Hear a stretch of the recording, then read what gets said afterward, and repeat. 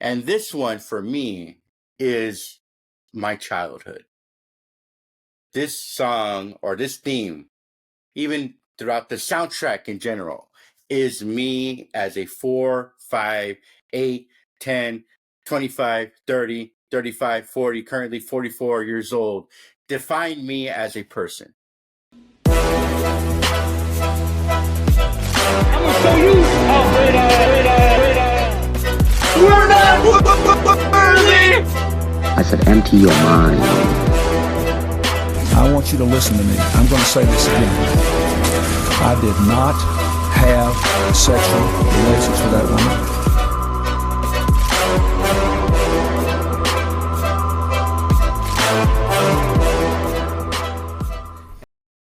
All right, we're back for another episode. This time, we're going to be doing our Mount Rushmore. And it's going to be kind of a spinoff of our previous episode, which is the most overrated films of all time. But we're going to go in another direction. Yes. That kind of left a sour taste in my mouth after talking about, the Titanic and the what it makes you so sour. So we're going to go in the other direction. The greatest soundtracks of all time. Positive feelings, good vibes. We're going to talk about greatness, not about what sucks about this or that, but legitimate greatness. I think this episode should be a lot smoother than some of our other Mount Rushmores, because I feel like we should feel very strongly about our picks. I know for a fact that my picks cannot be argued. They cannot be turned away. This is 100% the truth of all truths. This is the Mount Rushmore of Mount Rushmores. If you want to argue my 4 picks, then you just don't know film. It's not so much soundtrack. It can be a specific song in a sound. That's what I'm trying to get at.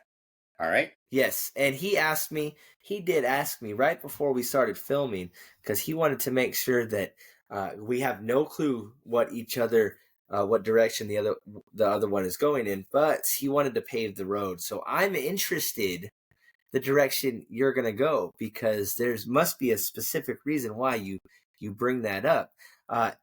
In my mind, if you could explain it, if you could explain why it deserves to be on the Mount Rushmore of greatest soundtracks, then I think it should belong there. If it's a song, if it's a moment, as long as you feel like it is considered the greatest or deserves the recognition of greatest. All right. So I'm going to pull out my beautiful wheel of names. You won last time, so I'm hoping.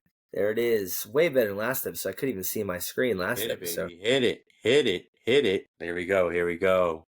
Hey, wait. Streak it. Yep. Going back the other Streak direction. is over. It is. Right. Yeah. It's only a streak if it's more than one. Yeah. All right. So we could so for our Mount Rushmores, I really hope that you know how this works, but in case you don't and you're a new listener, instead of a traditional top 5 or top 10 list, we would be here forever. We pick our Mount Rushmore, the greatest 4 of any specific subject. And we give it a little talk, maybe 30 seconds, maybe 10 minutes. Hopefully not. Sometimes 30. If we feel strongly, we feel strongly. These are, in our minds, the greatest of all time. The goats of goats. Sometimes we overlap. Sometimes he picks one that I had, and that's all right. Most of the time, I don't change. He might change my mind. I do create a list. My list is usually 5, 6, 7. 6. All right, we're officially dumb. Yeah. We're teachers. We care all day. It's usually 6. It's true. Usually a good enough list that if I want to pivot on something, depending on if I have to, I can.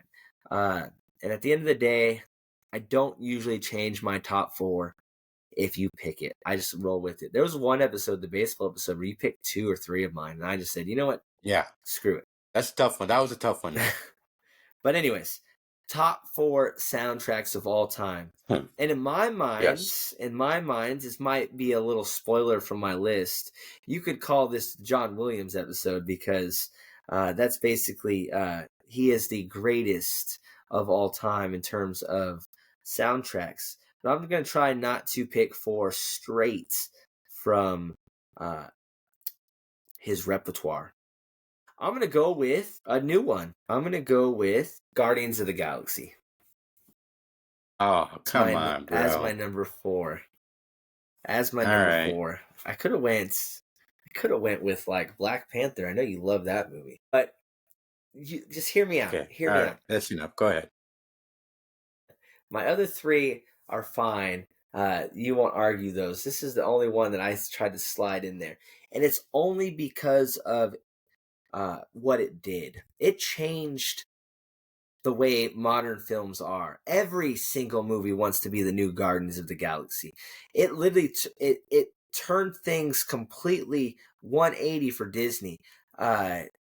It created a whole new. It put a new filmmaker on the map, and it was because of the soundtrack. The movie isn't even that great. Your whole reaction when I said the movie should explain everything. Guardians of the Galaxy, the movie is all right, but the fact that it's relevant is 100% because of the soundtrack. It took that 80s vibe where you have that soundtrack drop, and it made a whole movie based on songs that nobody even gave a damn about. These are songs that have been lost to time. They might have been great when they first came out 30 years ago, but nobody cares about these songs anymore. And once again, it made them relevant. I mean, there's a whole generation that knows Ooga Chaka, Ooga, Ooga, Ooga Chaka. Because Ooga Chaka, Ooga, Ooga, Ooga Chaka, Ooga, Ooga, Ooga Chaka, Ooga, Ooga, Ooga Chaka, Ooga, Ooga. I can't stop this feeling deep inside of me. Of Guardians of the Galaxy. And like I said, every movie nowadays wants to replicate that. DC tried to do the same thing with Suicide Squad, and they used Bohemian Rhapsody, like literally less than a year later, and they fell on their face. I just feel like it changed the way modern cinema is, for better or worse. It's like Jaramillo saying the legacy is better than the actual music itself. That's the Beatles, by the way. Yeah. Look, I'm going to tell you something, bro. Guardians of the Galaxy, you could honestly say that the Walkman that he was walking around with was a sub-character throughout the movie. Okay? And that is what brought weight to the soundtrack.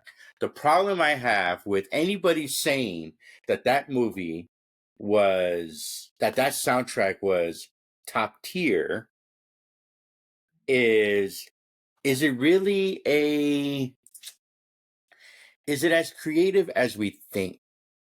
The guy putting in the creating the soundtrack to the movie, is he just a DJ, or does he use real creativity when choosing this movie? That's actually choosing the music. I've never actually looked at it that way.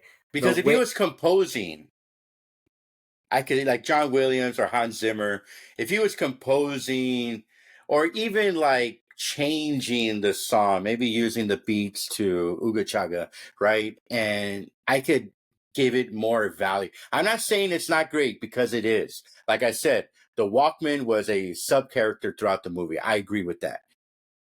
But is he just a glorified DJ? Talk to me. I've never looked at it that way, and I think it, yeah, kind of, yeah, because the whole movie is based on like a musical shift, and the music itself is kind of what directs what you're supposed to be feeling. And I know that's what a soundtrack is supposed to be, though. Like, that is the whole point of a soundtrack. So if that's the case, if he is just a DJ that meanders the story or creates the narrative, and you said, like you said, the Walkman is a character in itself, then does that elevate the soundtrack? if the music itself is so purposeful and done so well that you could say it's a character in itself, how many movies can you say the music is a character itself? Just, we're gonna let that marinate. Well, I'm not mad at your pick because there's been plenty of movies that I've used, you know, a song from back in the days, right? I mean, Goodfellas, Casino. I mean, Scorsese he did a documentary with the Rolling Stones. He's known for using Cream and Eric Clapton throughout his movies, you know. So I'm not mad at your pick. I'm just saying, like, is he a glorified DJ? Is there the skill being taken there? Is he watching the film being like, you know what? This song from this band would be great for this part? Or is it a different conversation in total? You know, because is he being like Hans Zimmer? Is he being like Williams? Is he being like Conti? You know, I don't know. I don't know. Talk to me. I think there's a lot more care that is created with Hans Zimmer and a John Williams. So would I ever put them at that level? No, which is why it's my number 4. Well, you are. No. Well, you are. If you're Because talking, you've seen thousands of movies, and this Yes. guy breaks number 4. Yes. That's pretty damn impressive. Now, if you think about a Mount Rushmore, every president that's on Mount Rushmore is up there because of their own narrative. If I have to take a film based on a musical soundtrack of a collection of songs, like you said, DJ-esque, I would say Guardians of the Galaxy is the pinnacle of that style of soundtrack. So, Okay. is All it the right. greatest of its Very type? good. Number Yes. 4. Very controversial. Go ahead. Go ahead. Finish your thought. Like, it is the Steph Curry of just straight throwing out bombs. Oh my God. all flash, no power. Yeah. All right. But it works. He's made for the time. Okay. My number 4, and I did last minute shuffling. And it's because I know that yours is going to be John Williams heavy. I went into my personal favorites. Are they the greatest of all time? No, but these are mine. They're very unique. Some are more popular than others. But my number 4 is called Promontory from the movie The Last of the Mohicans. Yes, I saw Okay. that on the list.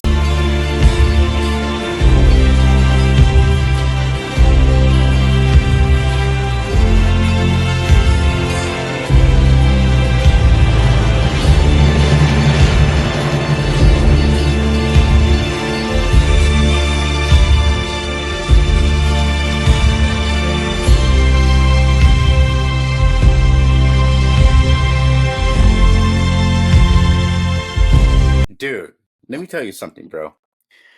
I love that movie so much. I love the soundtrack so much. I actually own the CD of the soundtrack. Now, my girlfriend won't like the story either, but I remember a friend of mine's mom was very attractive. This is when I was like 16, 17 years old.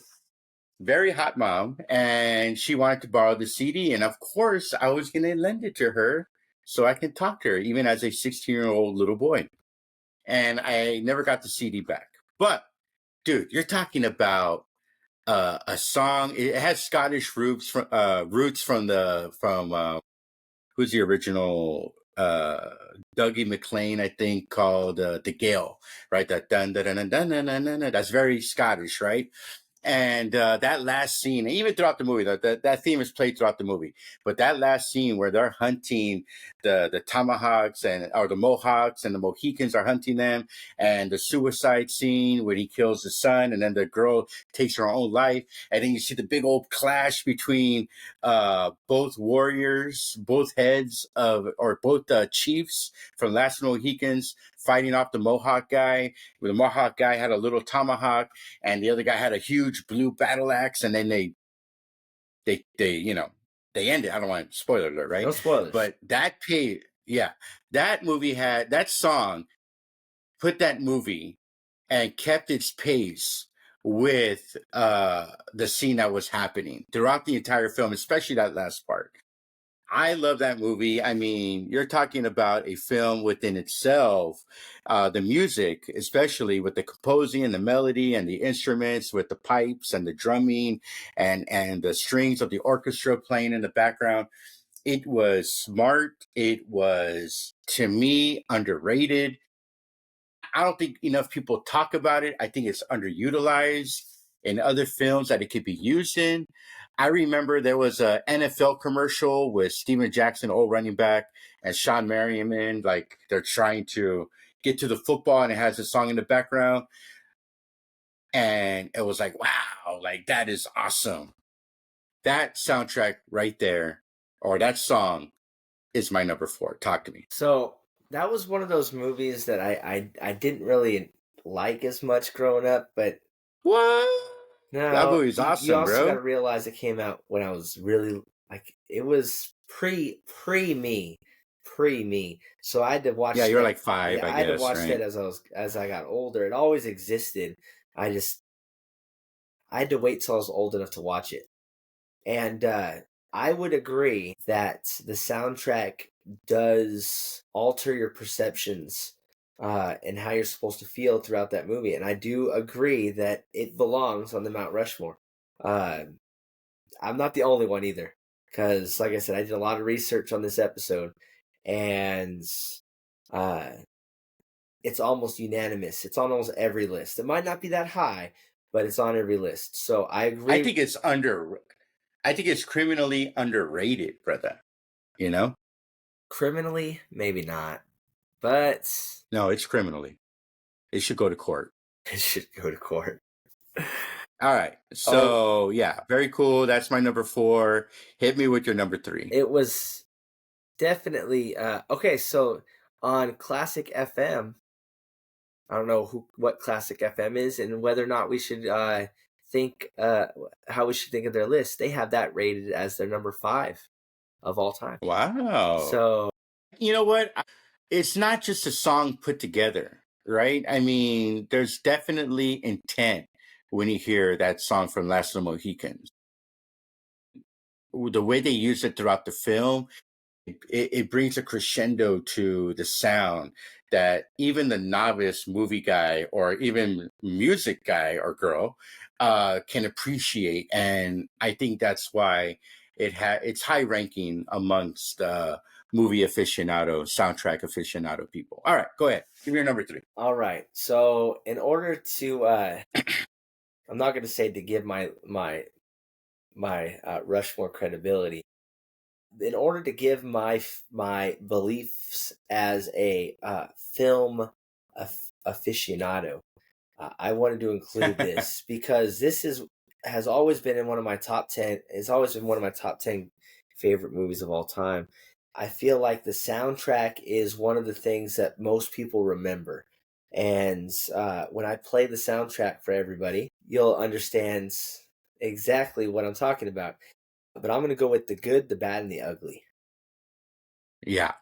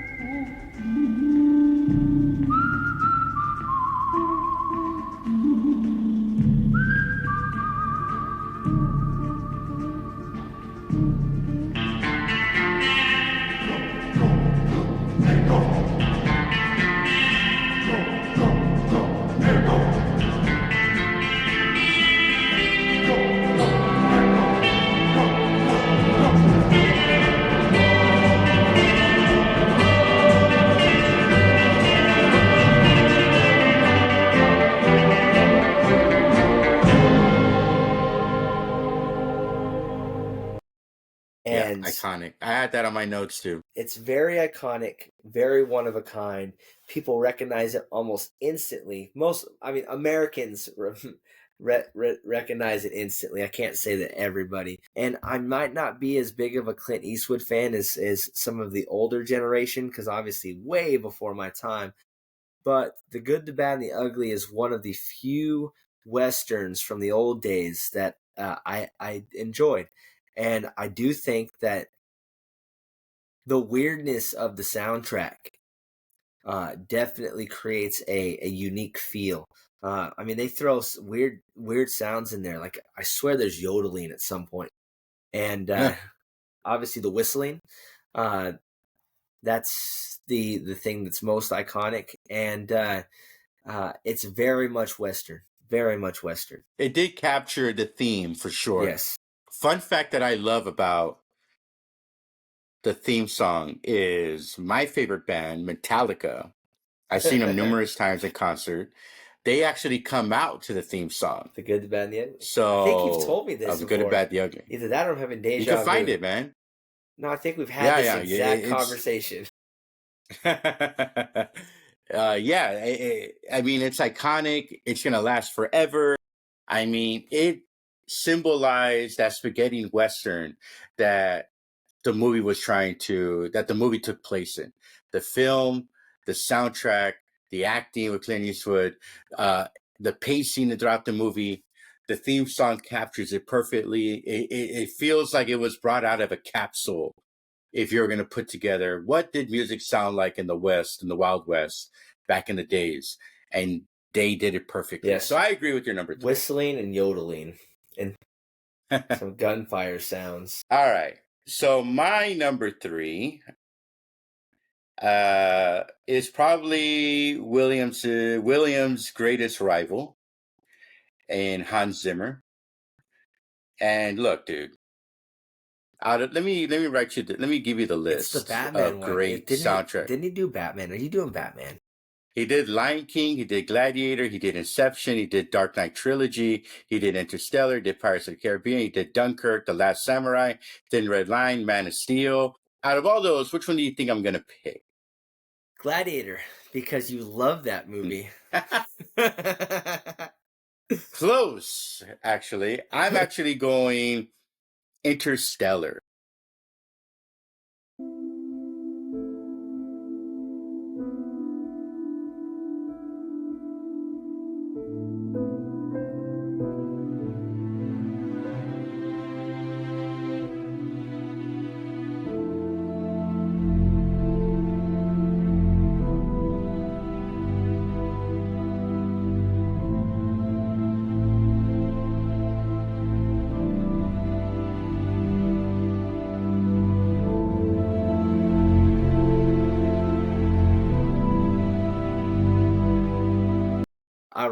All right. Now, dude, I know I've been repeating myself, but the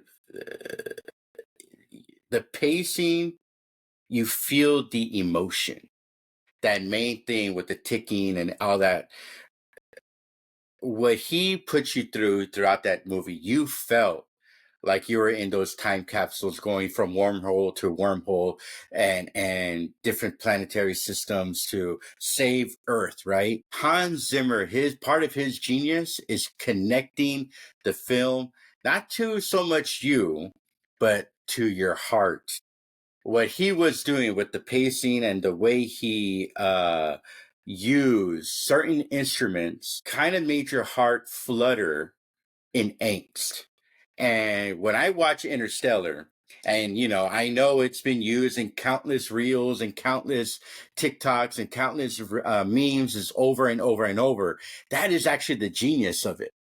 And everything from the cornfield chase to him staying, and then like just the overall main theme, I cannot deny how great Interstellar was, especially that theme song. Talk to me. As a whole, Hans Zimmer does a great job throughout that whole film. I think the one thing that it's missing is the iconicness. That's the one thing. It does pop up but you don't automatically think, "Damn, that's Interstellar." I think you're wrong. I think you do.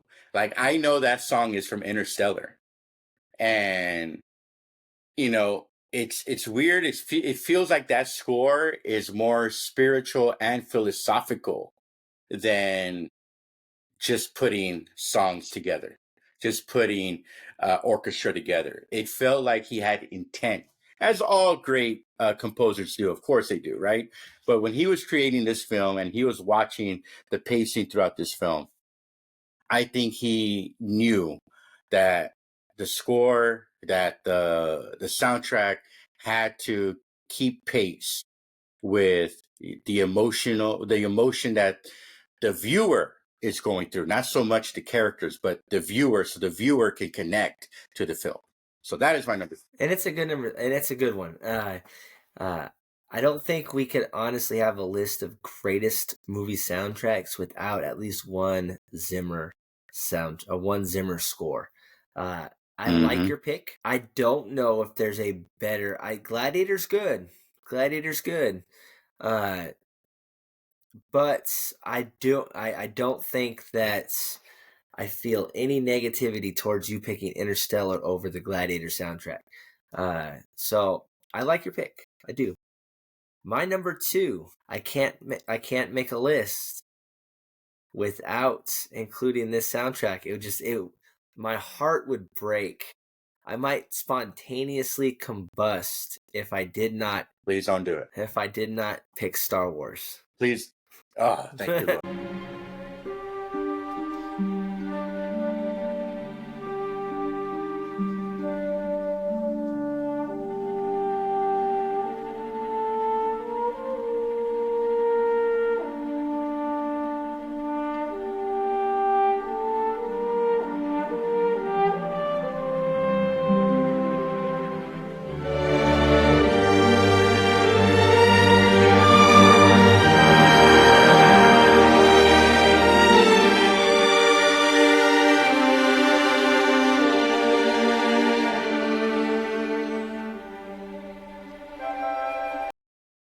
Thank you. Go Star for it. Wars. Talk to me. But very quiet. Glad you picked it. Go ahead.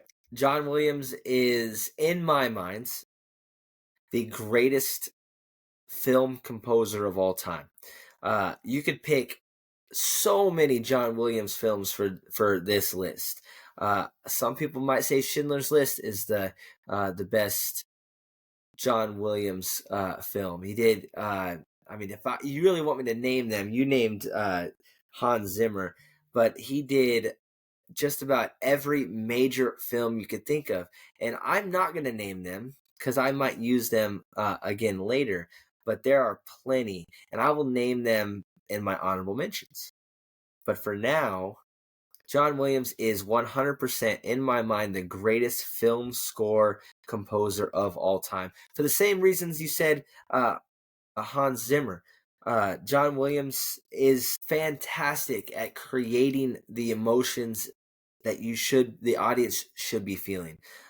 He elevates every scene that he works with. And in terms of Star Wars, you're talking about a movie that had no reasons to be successful.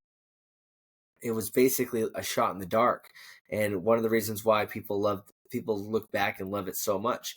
For him to elevate George Lucas's film with basically unknown actors and miniatures.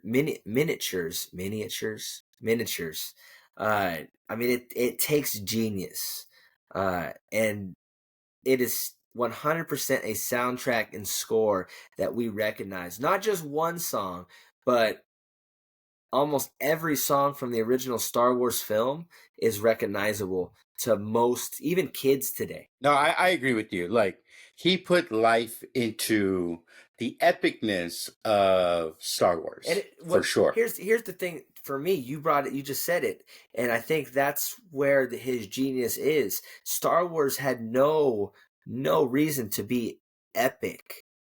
It was, it was filmed for like $5 and some loose change, like it, and he turned it into something, like you said, that feels epic. He definitely elevated the tone and the pacing again. I apologize. For Star Wars throughout the entire franchise. You know what to expect. When you're watching Star Wars, you know that is a John Williams score. You know that, I mean, let me ask you this. Could Star Wars have been what it is today without that score? No, I don't think so. I think You think any other great composer could have done the same thing? no, I don't. I think that Or something better? no, no. I Okay. had to really think about that. Somebody like Hans Zimmer have come along and created a soundtrack to Star Wars that would have been better, or it would have put Star Wars on the map. I don't think when you go and watch Star Wars, you automatically think, "Oh, this is a great Hans Zimmer." I mean, not Hans Zimmer, John Williams score. But it's the sound. The sounds are just so iconic that you cannot have Star Wars without the sound. The Imperial March is like one of the most recognizable pieces of film sound in history, and Disney bought Star Wars for like $3.8 billion, and you know how much of that went to John Williams? 3.79. That's how important he was to Star Wars. I'm kidding. I'm joking. I was like, why is he still writing music? But look, and to start, with that. It does Go say ahead. it does say that he wrote the songs for the episode 9, Star Wars episode 9. So he is still writing Star Wars songs. What is he got to be like 100 years old? With that big old trumpet blast with the scroll, when the scroll comes up, I mean, it's time. Like you're there with, I remember going to watch which one? The one he came out like in 2012 or 13 or something like that. People had been waiting for the movie. And my brother took me to go watch the movie. And we were there watching the previews. We already ate our snacks by the time the previews were over, because his previews were like 45 minutes long. And then all of a sudden, you hear the blast in the beginning, ding, the trumpets that come out. And the whole crowd in the theater goes crazy. They're excited, and John Williams does such a great job to getting the customer into the film. So I like your number 2. What is your number 2? I don't know if you could top Star Wars. Actually, I can, because I'm going John Williams number 2 as well. And this one for me is my childhood.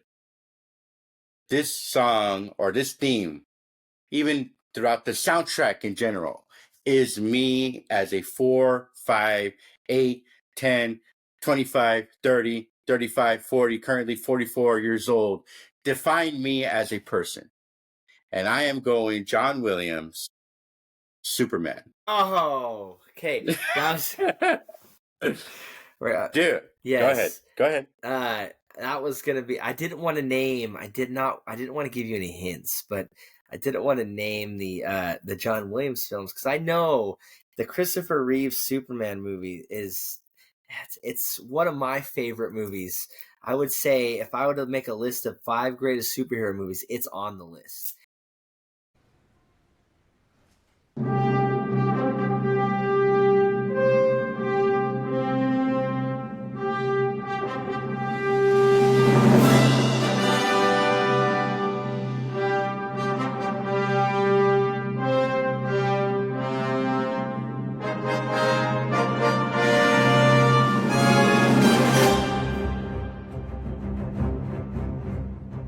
And that's saying something, because it's cheesy, it's old, it's very outdated.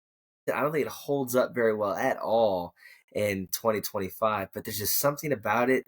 And yes, John Williams once again hits gold. Just like Star Wars. The opening scene with the big old brass explosion of trumpets and the French horn and the baritone, you hear that. It's like, here he comes to save the day, right? And yeah, the movie was cheesy, wonderfully cheesy, by the way. everything from that opening theme song personifies to me like that is the chorus, that is the theme, that is the flow of what the greatest superhero is of all time. Now I know your favorite is Batman, but Superman, he personifies a mythic figure. You know, I remember when 1999 was coming to a close, there were all these countdowns of the greatest whatevers of the 20th century, athlete, musicians, whatever. And they did the top 100 greatest personalities of all time, human or animation. And number one was actually Superman. And I think see that. I could see that. And number two was Oprah, right? And number three was Michael Jordan. But anyways, and what an eclectic list. I think what I know it's crazy. And what took it to a next level is that, you know, as a kid, I read a lot of Superman. And when I would read the comics of Superman, the theme song was in my head. Okay. I wasn't rich, so I didn't have like a stereo playing and I could play Superman. I had to think of it in my head. And when I hear whether it's the flying motif and then it's recreated throughout, what was always the ending scene, which is why I kind of did not like the last Superman, the one that came out this July, because it did not do the where he's flying off and then you see the sun in space. You know, the theme song comes back and he's flying off and then he just goes off into really into the sun.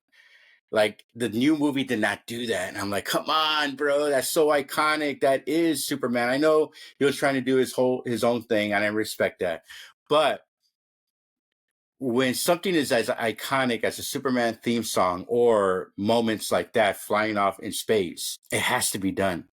And going back to the theme song, that is my I want to put it number one, but I cannot deny my number one. So that is my number two. Go ahead. And I like your number two.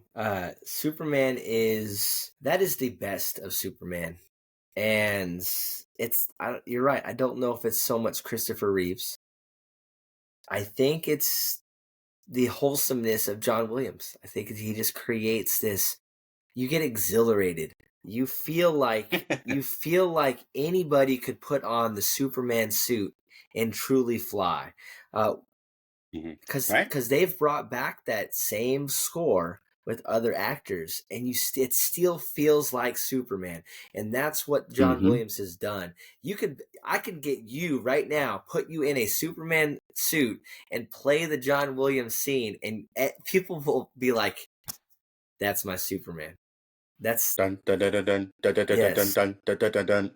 It is great, and that's one of the reasons why I did like the newest Superman, is because it's a step back in that direction of the Christopher Reeve style Superman, and not so much of the gritty, realistic. I don't want that. I want that bigger than life. I want the John Williams-esque Superman, and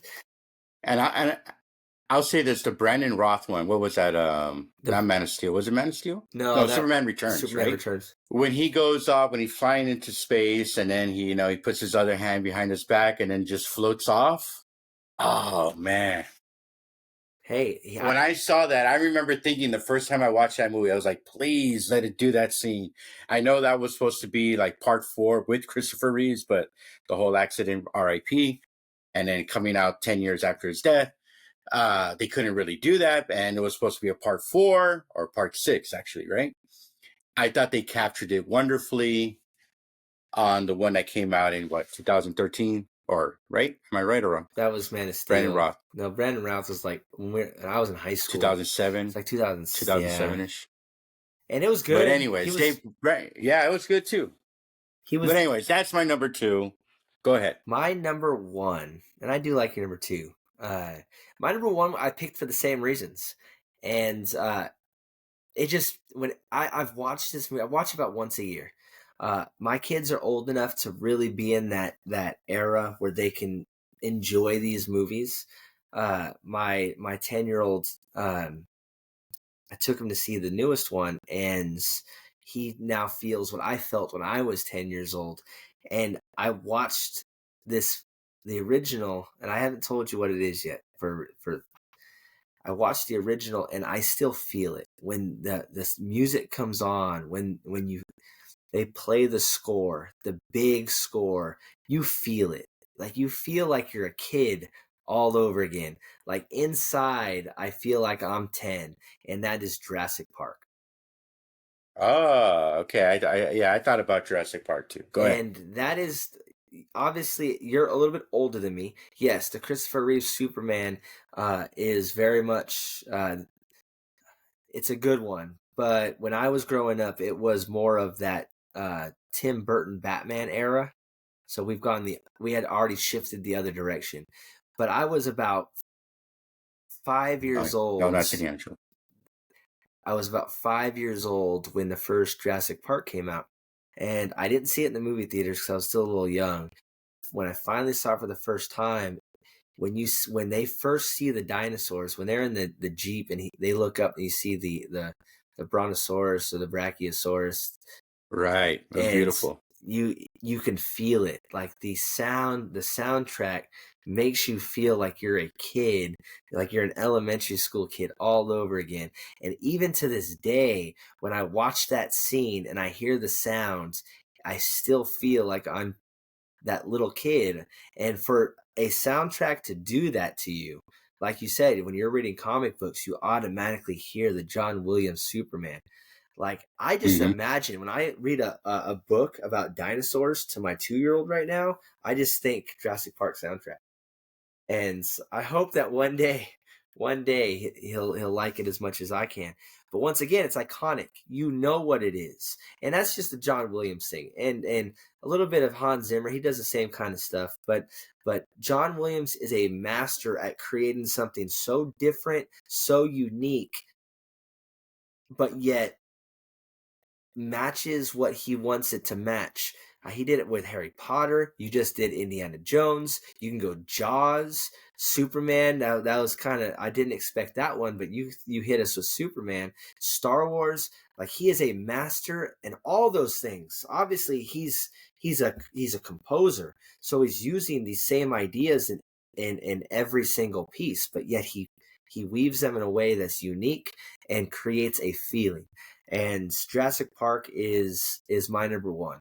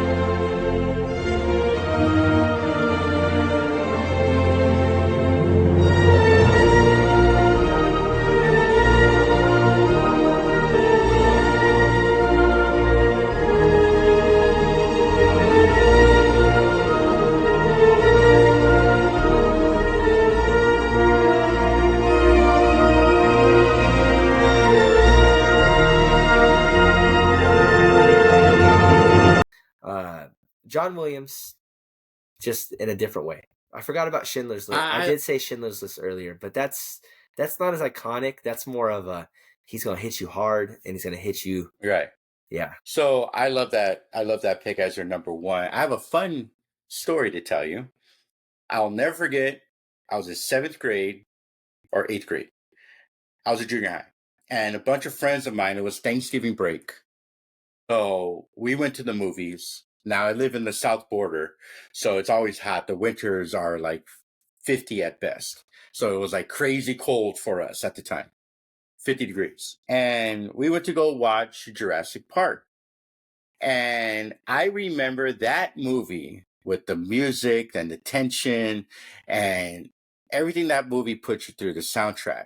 I was actually shaking, nervous. I was scared of T-Rex. Every time he stepped on the ground, like that Jeep scene, I was like almost, and I had to be cool because I was with my homeboys. Yeah. Like I didn't want to be like Can't be scared. hiding like Can't be this. scared. Can't be scared. I can't be scared. Like, I was literally shivering like this, but I tried to be cool around my guy friends that I was with, and that's what Williams captured so well throughout that movie. To finish that story, because you're a Miami Dolphin fan, I remember going home that day after the movie. And the Dolphins And beat the I walked in- Cowboys 47-3. No, I remember walking in. You might want to put this in this highlight in the post. I remember walking into my house. My parents and my brother, well, my family, they were all there watching the Cowboy game against your Dolphins. That was the famous moment in where they were in Texas Stadium playing Dan Marino, Laces out, and the Dan. field. No, the field was filled with ice, and I walk in when they block the kick, and we win the game. Except Leon Lett slides on the football, and Miami steals the game from us. That's my Jurassic Park story. Has I don't know if nothing you to- remember that. Has nothing to do with Jurassic Park, but the Dolphins But kicking I the shit out of the Dallas Cowboys. no, y'all won only because the fumble, but then the block kick. But anyways, Hey, Joseph Scott. The Dolphins beat the Bills this weekend. You owe me steak. there you go. All right, my number one, similar to Superman, this movie gives me emotional every time I watch it. This movie, along with Superman, changed my life. And when I was in my early 20s to my mid 20s, I rewatched the film as now a college movie film buff, especially somebody that tried to make movies in Austin and the surrounding areas Can I guess? in my early 20s. Can I guess? Hit it. Pulp Fiction. No. Oh, okay. Continue. My number one is kind of a 1A, 1B, but it is Rocky Oh, theme song. I should have known. I should have.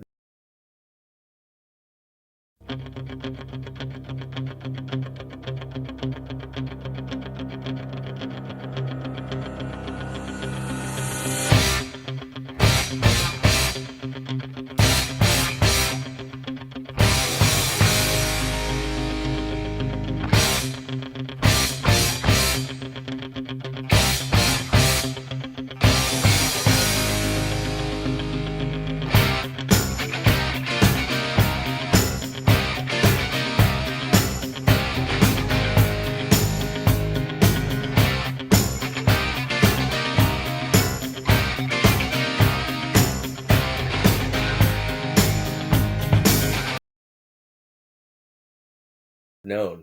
Bill Conti, the main composer, not only Gonna Fly Now, but also Going the Distance in the Ring.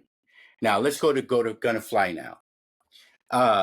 Bro, this past week I was showing my niece because my sister went to Philadelphia and she went to go see the statue of Rocky.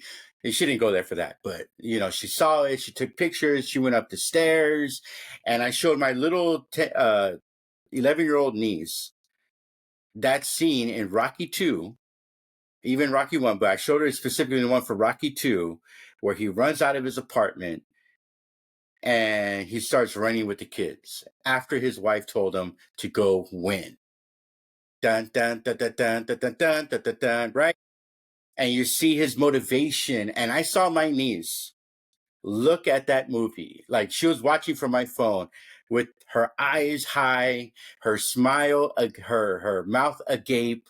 She was captivated the entire time. And when he's running through the city and the guy tosses him an orange or an apple, and they and then the kids start running with them, and he jumps over the bench, losing my voice, and then eventually runs up the stairs. Oh my God.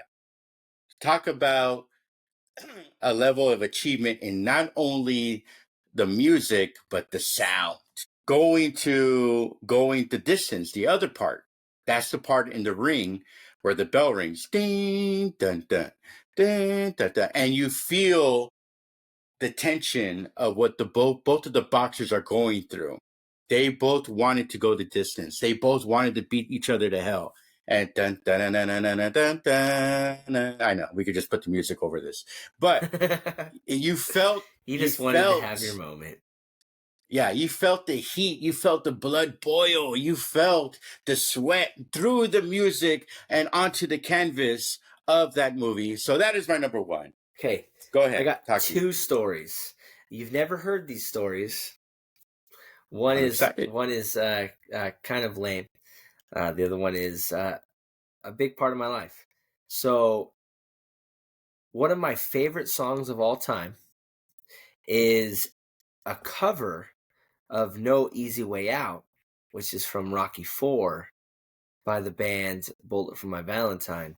Fantastic song. They pulled it off Spotify because I some kind of rights issues, but it's a fantastic cover of probably my favorite Rocky song. So now you know what my favorite Rocky song of all time is. The second one is growing up.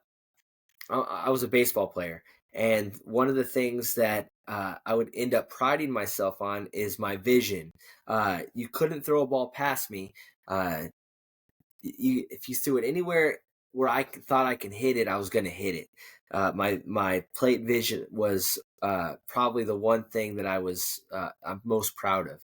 And the first team I ever played on were the Tigers. So my dad used to have this saying, Eye of the Tiger. Eye of the Tiger. And that stuck all the way through college. All the way through college.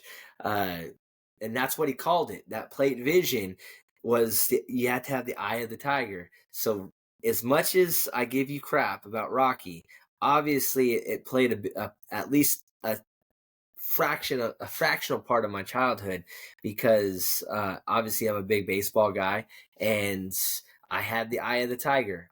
In all of college, I only struck out twice. Very proud of this.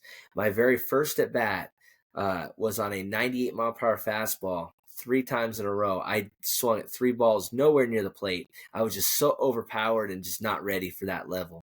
And then my very last at bat of college was in the playoffs, and I had just made a huge error that gave up the tying run. I ended up coming up to the plate the next inning and swung at 3 pitches nowhere close. So I only had 2 strikeouts, but other than that, like I didn't strike out. I had the eye of the tiger.